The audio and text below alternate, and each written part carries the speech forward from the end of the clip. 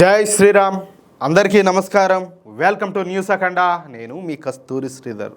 మిత్రులారా, gas షిప్పులు hijack అయినాయా? అసలు హోర్ముజ్ జలసంధిలో ఏమి జరుగుతుంది? ఒక పక్కన మన దేశం కోసం ప్రధాని మోడీ గారు యుద్ధ ప్రాతిపదికన పనిచేస్తా ఉంటే, మరొక పక్కన 56 ఏళ్ల యువనేత అయినటువంటి రాహుల్ గాంధీ ఎందుకు దేశంలో భయాందోళన సృష్టిస్తున్నాడు? అసలు మన వంటింట్లో గ్యాస్ మంటలో ఆరిపోనున్నాయా? ఈ అంతర్జాతీయ కుట్రలు వెనుకున్నటువంటి అసలు నిజానిజాలేంటో ఇప్పుడు ఈ వీడియో ద్వారా చెప్పే ప్రయత్నం చేస్తా. మిత్రులారా, మొదటగా మనం ఒక విషయాన్ని అయితే అర్థం చేసుకోవాలా. ప్రపంచ చమురు సరఫరాకు గుండెకాయ లాంటిది ఈ హోర్ముజ్ జలసంధి అన్నమాట. భారతదేశానికి వచ్చేటటువంటి ముడి చమురులో 50% పైగా, అలాగే మనం వాడుకునేటటువంటి వంట గ్యాస్ అంటే ఎల్పిజిలో దాదాపు 80% ఈ మార్గం గుండానే రావాల. కానీ ఇప్పుడు ఇరాన్కు అలాగే ఇజ్రాయెల్కు మధ్యన జరుగుతున్నటువంటి యుద్ధం వలన ఈ మార్గంలో ఉద్రిక్త పరిస్థితులు అయితే పెరిగిపోయినాయి. ముడి చమురును మనం రష్యా నుంచి తెప్పించుకుంటున్నాం, అలాగే స్టోర్ చేసుకుంటున్నాం. కానీ గ్యాస్ విషయంలో ఉన్న పరిస్థితి వేరన్నమాట. గ్యాస్ను ఈ చమురులాగా నెలల తరబడి స్టోర్ చేయలేం. అర్థమవుతుందా? ఈ విధంగా నిల్వ చేయడం అనేది చాలా అంటే చాలా కష్టం అన్నమాట. ప్రస్తుతం మన దేశానికి రావాల్సినటువంటి 8 ఎల్పిజి గ్యాస్ షిప్లు అక్కడ చిక్కుకుపోయినాయి. ఇది సామాన్య విషయం అయితే కాదు. గ్యాస్ సరఫరా ఆగితే దేశం ఇబ్బందుల్లో పడుతుందని గ్రహించినటువంటి మన ప్రధాని మోడీ గారు వెంటనే రంగంలో దిగినారు. దేశ ప్రయోజనాల కోసం మోడీ గారు నేరుగా ఇరాన్ అధ్యక్షుడైనటువంటి పెజిష్కియాన్తో ఫోన్లో మాట్లాడినారు. యుద్ధం వల్ల సామాన్య పౌరులు చనిపోవడం పైన ఆందోళన వ్యక్తం చేస్తూనే మరోవైపు మన గ్యాస్ షిప్పులకు దారి ఇవ్వాలని చెప్పేసి స్పష్టంగా కోరినారు. మోడీ గారి మాట్లాడుకున్నటువంటి పవర్ ఏంటో తెలిసిన, ఆయన చేసినటువంటి విజ్ఞప్తితో ఇరాన్ కూడా దిగొచ్చింది. చిక్కుకున్నటువంటి 8 షిప్పుల్లో ఒక షిప్పు ఇప్పటికే అరేబియా సముద్రంలోకి వచ్చేసిందనమాట. అంటే మనం వంటింట్లో మంట ఆరిపోకుండా మనం మోడీ గారు అంతర్జాతీయ స్థాయిలో చక్రం అయితే తిప్పినారు. ఇక్కడ ఒక బాధాకరమైన విషయం ఏంటంటే, దేశం ఇలాంటి సంక్షోభంలో ఉన్నప్పుడు అందరూ కలిసికట్టుగా ఉండాలి. కానీ ఈ రాహుల్ గాంధీ అలాగే ఈ కాంగ్రెస్ పార్టీ అలాగే దాని తోక పార్టీలు మాత్రం వింతగా ప్రవర్తిస్తున్నాయి. ఎందుకంటే ఈ దేశం పచ్చగా ఉండడం వీళ్ళకి ఇష్టం లే. ఎంతసేపుటికి ఏదో ఒకటి గొడవలు సృష్టించాలా, ఏదో ఒక విధంగా ప్రజలు భయాందోళనకు గురి చేయాలా, ఏదో ఒక దరిద్రం ఏదో ఒకటి. ఇంకా ఆయన గురించి మీకు తెలియదే ఉండాలి. ఎప్పుడు ఏదో ఒక తలనొప్పి అన్నమాట.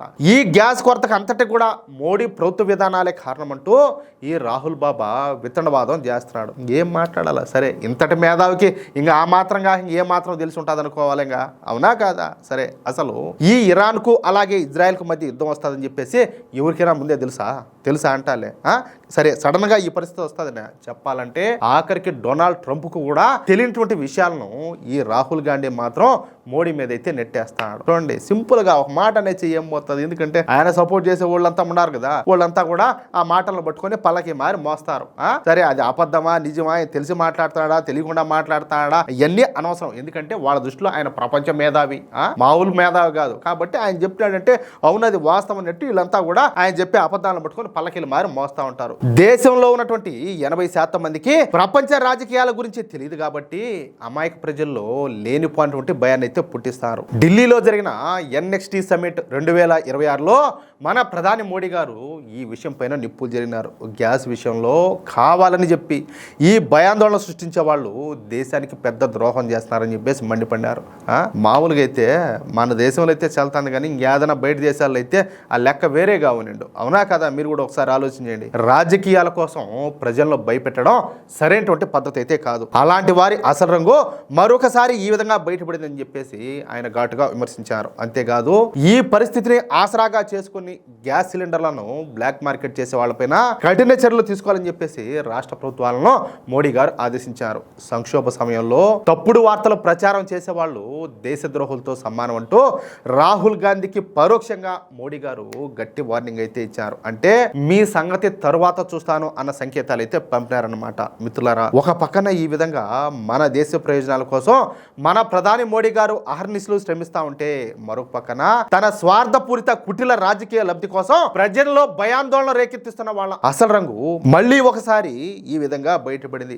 దేశం క్లిష్ట పరిస్థితుల్లో ఉన్నప్పుడు మద్దతుగా ఉండాల్సింది పోయి తప్పుడు ప్రచారాలతో పబ్బం గడుపుకునే ఇలాంటి వాళ్ళపైన మీ అభిప్రాయం ఏంటో తప్పకుండా కింద కామెంట్ బాక్స్ లో తెలియజేయండి. ఈ వాస్తవాలు ప్రతి ఒక్కరికి తెలియాలా. అందుకే ఈ వీడియోని ఇప్పుడే షేర్ చేయండి. మన దేశ ప్రయోజనాలే పరమావధిగా ఇలాంటి మరిన్ని సంచలన నిజాలను వెలికి తీసేటటువంటి చూస్తున్నటువంటి మన న్యూస్ అఖండ ఛానల్ను వెంటనే సబ్స్క్రైబ్ చేసుకోండి. జై శ్రీరామ్, జై హింద్, భారత్ మాతాకి జై.